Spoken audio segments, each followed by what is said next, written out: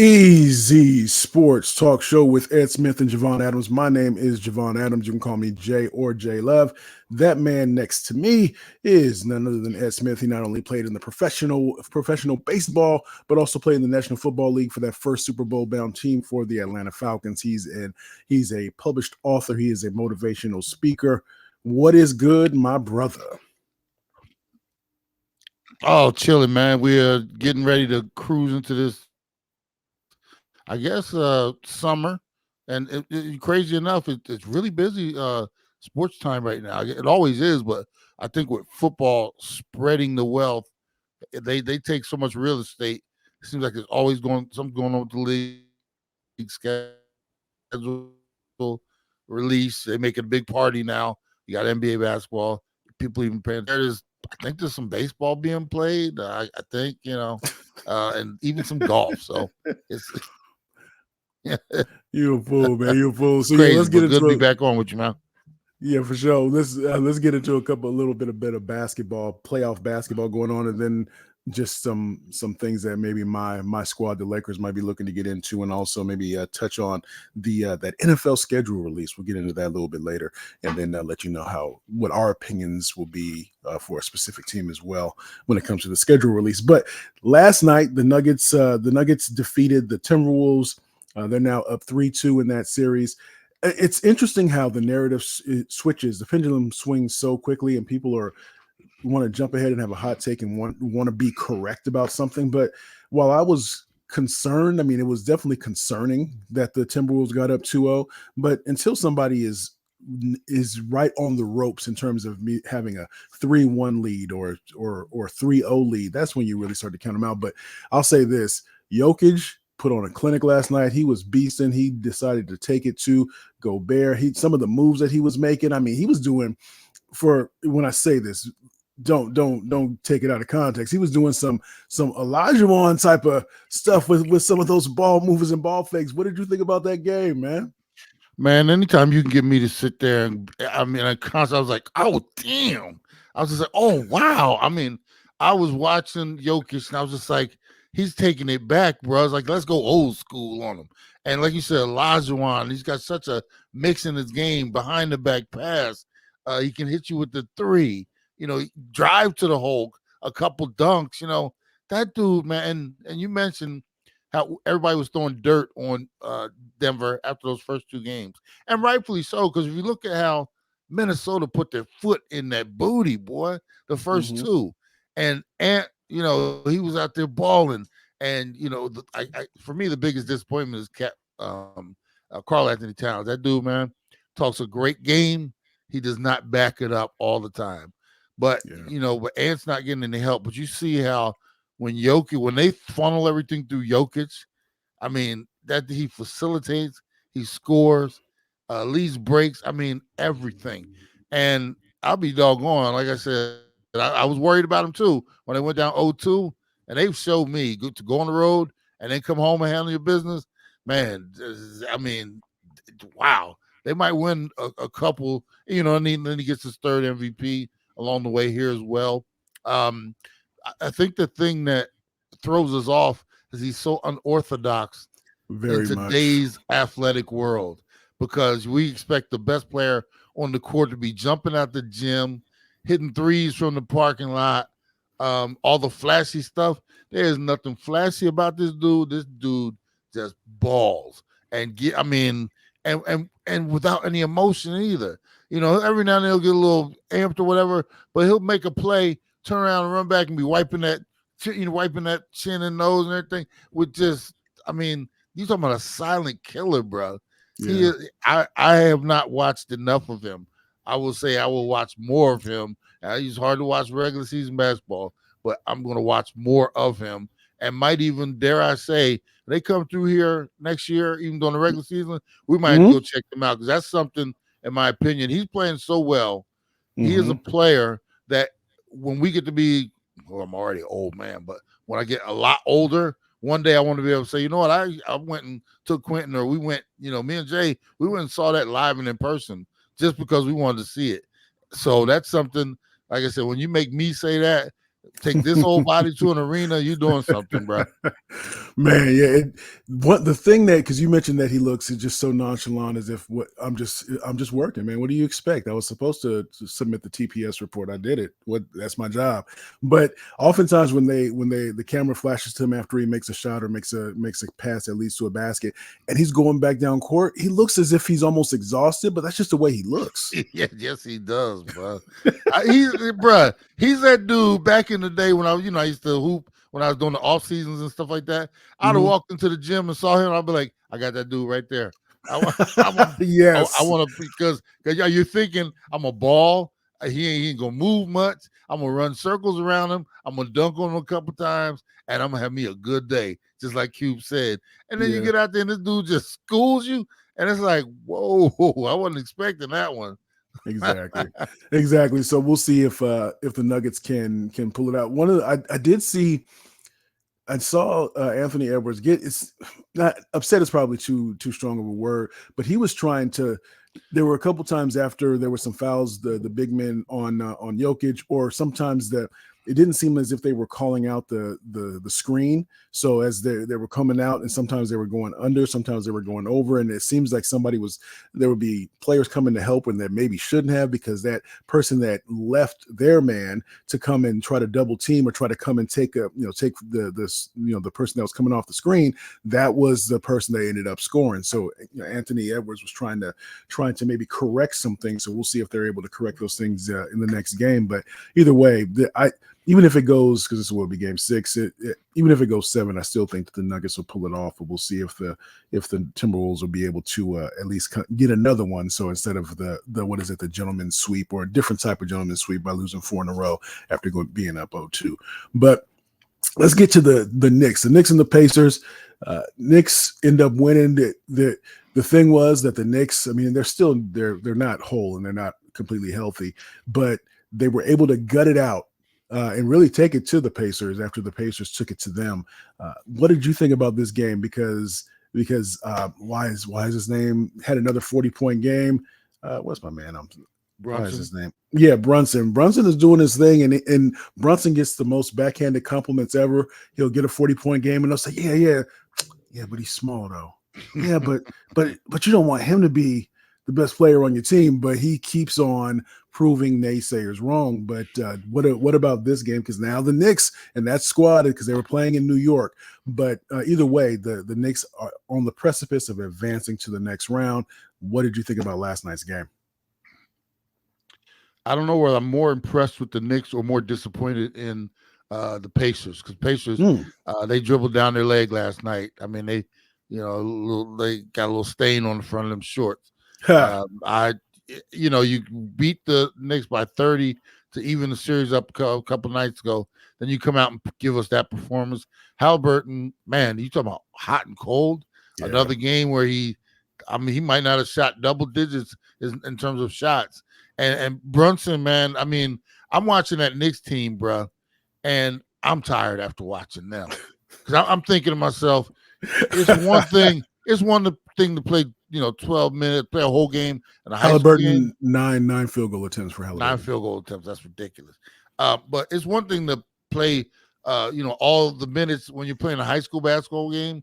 You know how strenuous and physical. And, at this stage of the season, after playing 82 and you're in the second round of the playoffs, to be out there giving what those dudes have, it's a testament to the players.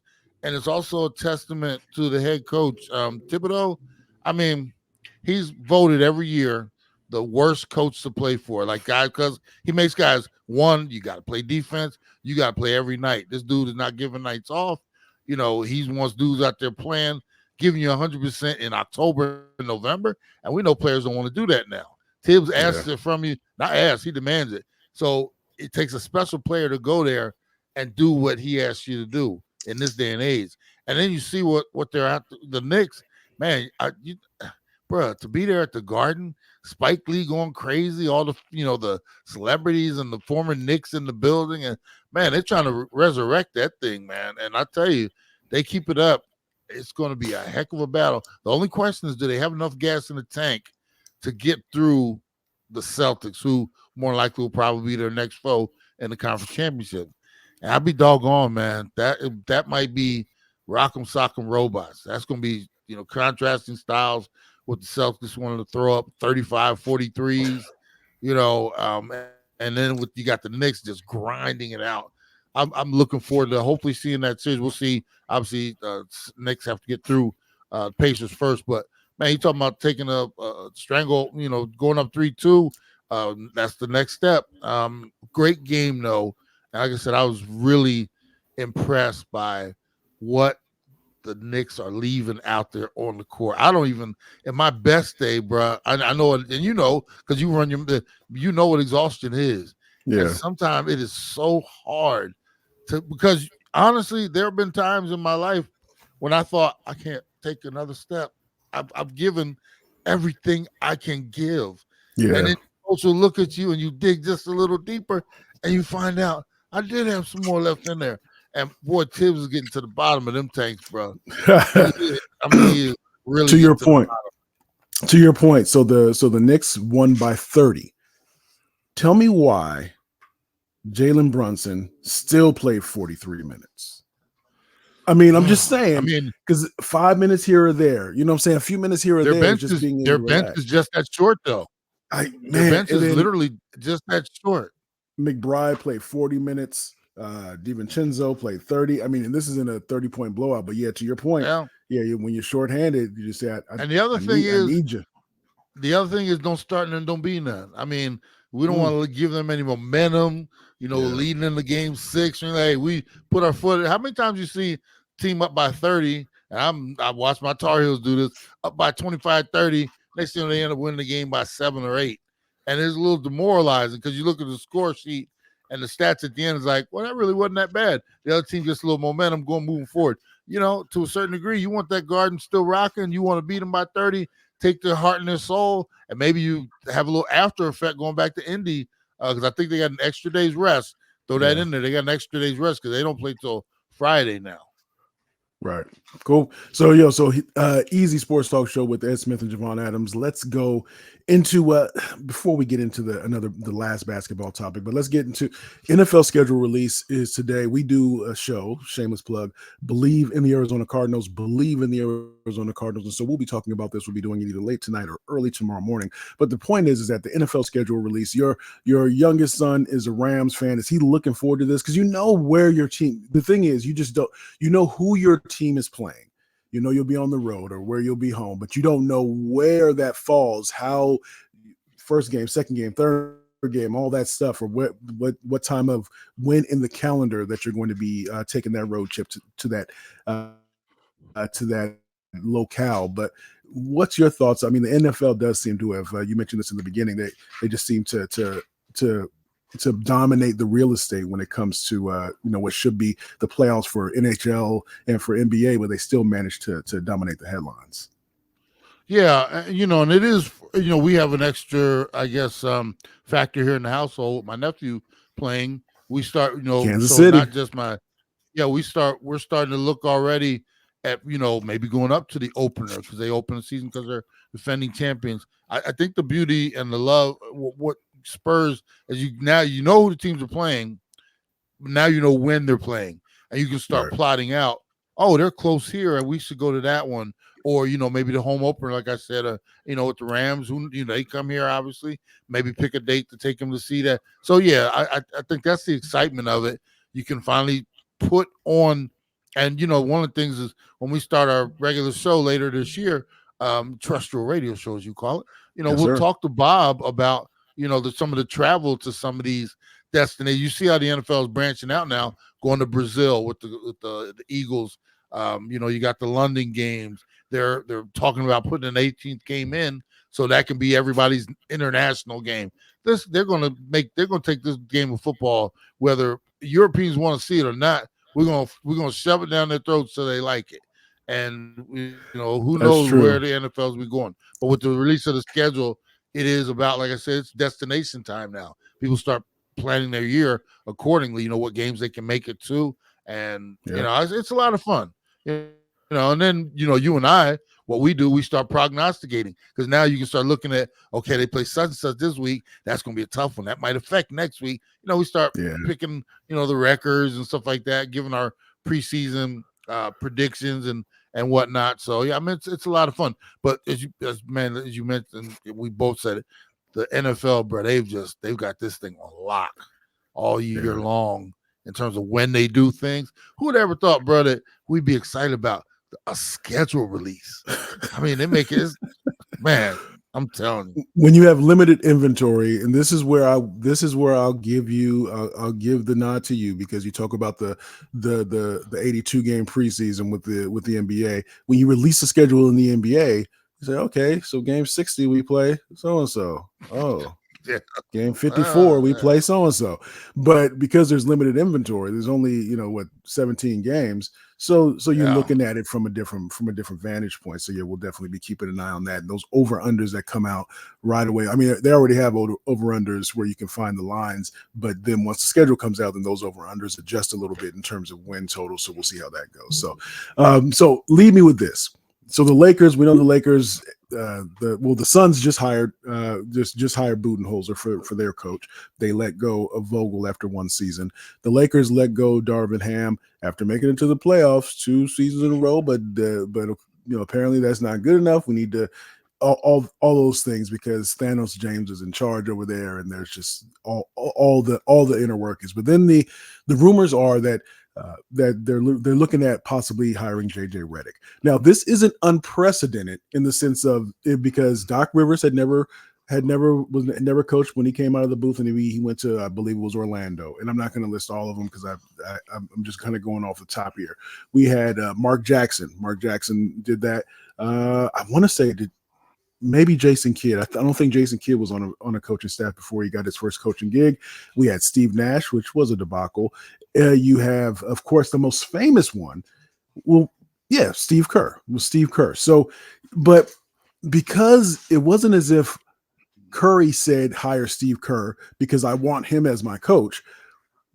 If the people will know that LeBron's fingerprints are all over this, I came across a comment from Udonis Haslam that said that if that will, because he was handpicked and has no experience, that could maybe seeds of discontent in the locker room. What do you think? Is there something to that if they do indeed hire JJ Redick, that's something to pay attention to? Absolutely. If you ask me, I just think it's too much. I mean, you mentioned some of the other coaches who left booths, went into coaching. They didn't have a podcast with one of the best players on the team. Like, that's my buddy. And all of a sudden, well, that's who I want to coach us, with absolutely no experience. In my opinion, both the Lakers and the Suns have shot themselves in the foot.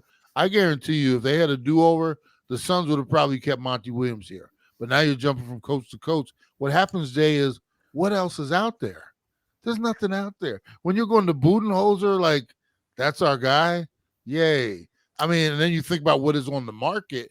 I mean, unless you got a Doc Rivers trying to snake a job somewhere else, how he does it, there's not much out there. So I guess your only alternative is to go and find something new. But in my opinion, you can't do it this way. You cannot have LeBron doing, I guarantee you, bro, you bring JJ Redick in there, it starts to go south. Now you got LeBron, he'll step away again. You know how he is. Hey, I had nothing to do with that. I didn't do that. And next thing you know, the players, there's dissension because the players, they know what went on behind the closed doors. LeBron won't want to fess up to it. Are they, are they still going to do their podcast? That type of thing. There's all kind of questions. How I was going to say cringy. That's why I paused. But how unprofessional would that be? Because some of the things that you be talking about on that podcast, you would have to talk about the team. And it's the head coach talking to the most important player on the team about the squad and about other. That just seems to be they would have to put that in hiatus. They would have to. I would think. It would. When we were kids, everybody like joked about the teacher's pet. it would almost be like that. The two of them, look at him kissing teacher's butt, that type of thing, or teacher kissing his butt, and it would it would be too commingled, and I don't like it. And like quite frankly, they never should have fired Darvin Ham. I think he was doing a good enough job. He had his deficiencies, but you grow into the job, because if you hire a first-time head coach, then you have to understand that he should be better in year 3 than he was in year 2, so forth and so on. The other thing, Jay, in my opinion, when you're making these type of decisions, you always have to consider what else is out there. Right. And I'm not saying you hold on to a coach just because there's nothing better, but sometimes there isn't anything better. And why take a step back, especially when you have, because you're Jay, first-time coach dealing with LeBron and AD, and they're in and out of the lineup. They don't like this. I'm going to go in the game when I want to go. I'm going to take myself out when I want to take myself out. I do what I want to do around here. So, I mean, first, that team, they need somebody like a Phil Jackson to come in there and be like, okay, from this point, and that's why Pat Riley handled LeBron so well, because Pat wasn't putting up with any of that bull. He was like, Spoelstra's a coach. You play, you listen to him, that type of thing. That's what LeBron needs. Darvin Ham, anybody right now, you're hamstrung because trying to coach him, you can't do it. He's going to do things. He's going to be passive aggressive in the media, with all the cryptic messages and this and that. And now you're throwing the factor that, I want to play with my son. That there are too many factors. You cannot coach LeBron James at this point in time. You cannot bring somebody who has no experience in to coach him, because you're right off the bat, you're hamstrung because they cannot handle him. He needs an authority figure at this point in time, somebody to tell him, you don't know everything about his basketball, just, and you're not making some of these decisions. But, I feel bad for your Lakers, man, because when he eventually leaves, whether it's 2 or 3 years, I mean, he is going to have stunted the growth of your team and set you guys so back, all for one championship. Bubble. Hey, hush your mouth. And that is Ed Smith. I'm Javon Adams. We do this thing 3 times a week, Monday, Wednesday, Friday. Make sure you tell a friend to tell a friend about what we have going on. You can also go to easysportstalk.com, easysportstalk.com. Make sure you go to the YouTube channel as well and subscribe. Yes, sir. One thing I want to say, congratulations to Elijah with the graduation coming up and moving on to the next level. And also my son today, he's graduating or having a ceremony, moving from 8th grade to be a freshman in high school. So we got that going on tonight. Then I'm going up to see my son graduate from medical school on Friday. Oh, yeah, that's right. Yeah, that's right. Yeah. Leave tomorrow. We'll be up there for the celebration. So congratulations to the class of 2024 on all levels, especially our sons, man. Yes, indeed. Tell Q that and they said this to Elijah. They said it to Kendrick, my oldest, when he started high school, or as he was coming into high school. They said the 4 years go quick, and then at the end of it, Elijah said, man, it went pretty fast. So yeah, to enjoy it and be as active and participatory as possible. So yeah, congratulations to all those moving up to the next level. So yeah, make sure you check us out. Easy Sports Talk, the Easy Sports Talk show on YouTube, and as we always like to say around this time, you can.